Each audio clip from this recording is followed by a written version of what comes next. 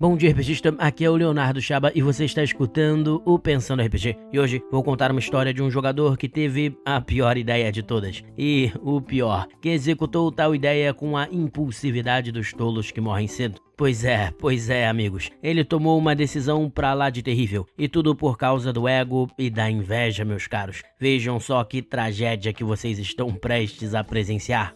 E tudo começou numa campanha que tive de GURPS medieval. Sim, para quem não conhece, GURPS significa Generic and Universal Role Playing System, que é um sistema antigo que nos permite jogar os RPGs mais variáveis, do medieval ao futurístico e que tem tons bem realistas. E bem, a história de hoje envolve um nobre cavaleiro, um lorde de nome Ilan, que tinha como objetivo mudar a política de seu tempo e acabar com o sistema de escravidão. E sim, para quem acompanha as histórias que já contei, esse era o lorde sobre o qual falei quando contei a história aqui de Fausto, o Gordo. Nessa ambientação, havia um povo nortenho que se dizia herdeiro dos gigantes de gelo e que fora escravizado pelo povo do qual este lorde fazia parte. Um povo que se dizia herdeiro dos dragões, que segundo os mitos, outrora dominavam o continente. Mas, no geral, tratava-se de um RPG medieval bem realista, com as armaduras como a full plate sendo quase como um tanque de guerra e dando proteção extrema. Mas, claro, com uns golpes ali bem dados sendo extremamente letais, como acontece no sistema do GURPS. Era basicamente um RPG realista, praticamente sem um sistema de magia.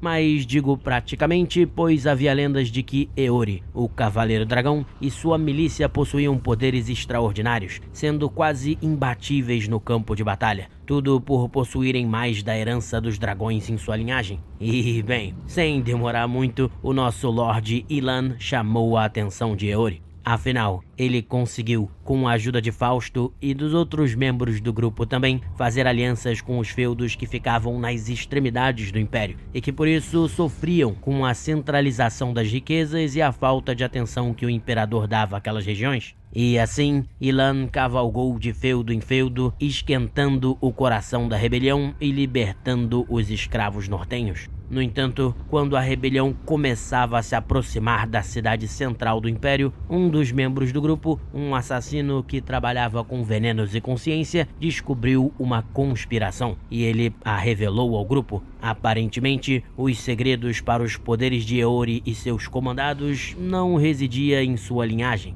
Na verdade, uma organização secreta de mestres tinha acesso a um líquido estranho, de cor avermelhada, que afetava o corpo humano e podia aparentemente gerar aquelas habilidades. E talvez o líquido até de fato fosse o sangue de algum dragão, mas o assassino, de nome Zerabin, não tinha certeza disso. E foi aí que o jogador que controlava esse assassino resolveu fazer uns estudos bem meticulosos, já que o grupo conseguira uma ampola de tal estranho líquido ao capturar e matar um dos mestres. Ele então colocou as suas habilidades com veneno e consciência para uso. Com muito cuidado, separou o líquido em duas ampolas, uma para guardar e uma para outros testes, e extraiu apenas uma gota de uma dessas ampolas. E depois disso, utilizou outros métodos para extrair uma gota dessa gota. Isso é, ele extraiu uma quantidade do tal líquido que equivaleria a 20 vezes menos do que uma gota de uma das ampolas.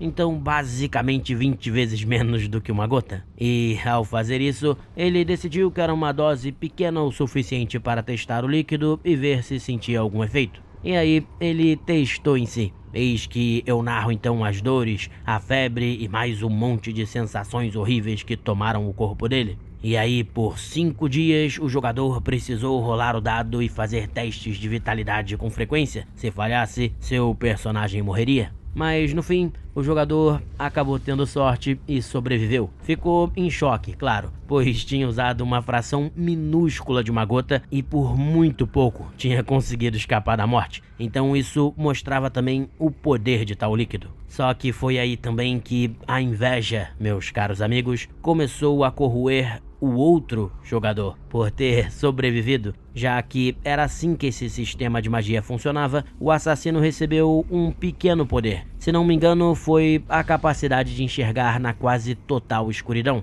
algo que nem era tão forte assim, mas era interessante. E, bem, o jogador aí do nosso querido Lord Ilan ficou meio ressabiado, mas pegou as 2 ampolas do líquido e as guardou. Afinal, ele era o líder daquela companhia. E aí a trama vai se adensando, porque algumas sessões depois, já quando o grupo ameaçava atacar o castelo do imperador com a sua rebelião, eles acabaram sabendo que a milícia de Eori se aproximava. Em muito pouco tempo, eles chegariam onde o grupo estava, e isso deixou todos na mesa ali amedrontados, porque nesse momento eles já tinham a confirmação da capacidade dos comandados de Eori e dos poderes que eles realmente tinham, que eram melhorias que os tornavam muito mais letais em combate do que o próprio grupo. Foi aí então que o jogador que controlava o Lord Ilan ficou meio nervoso, pensando que seria impossível, quem sabe, derrotar Eori. E além disso, é claro, tinha aquela inveja ali borbulhando, porque outra pessoa tinha recebido poderes,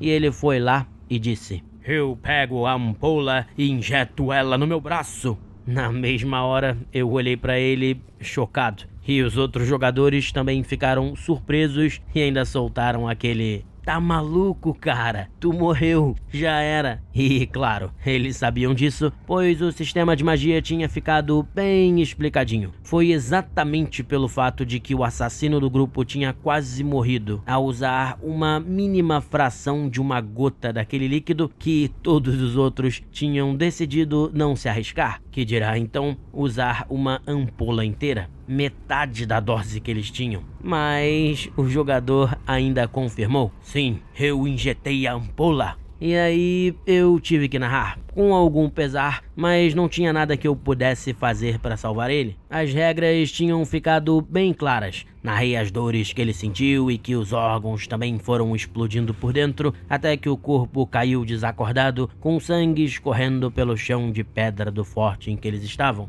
Mas calma, que a história não termina aí. O jogador então ficou bem irritado, pois achava que, sei lá, eu fosse colocar que ele por algum milagre se salvasse ou algo do tipo. E aí ele acabou não querendo mais jogar, achando que tinha sido perseguido. Até por isso eu falei aí sobre essa história num podcast sobre contrato social entre mestres e jogadores, em que eu falei ali sobre a confiança que precisa haver entre um e outro. Mas, realmente, é como eu falei, na mesma hora em que ele usou a ampola inteira, que era metade, como eu falei, de tudo que eles tinham conseguido, os outros jogadores reclamaram, pois já sabiam que, pelas regras de como o líquido funcionava, não tinha como aquele jogador sobreviver. E foi o que aconteceu. Mas o sacrifício de Ilan não foi em vão. Afinal, com tudo aquilo que aconteceu, os jogadores entenderam como o líquido tinha um poder destrutivo imenso. E foi justamente assim que eles derrotaram Eori. No combate em que tiveram contra o Cavaleiro Dragão, embora eles estivessem sendo facilmente dominados e fossem ser derrotados e capturados em pouco tempo, o plano inteiro do grupo girou em torno de distrair Eori para que a arqueira e xamã deles conseguisse acertar aquela flecha bem dada imbuída do tal líquido estranho e avermelhado.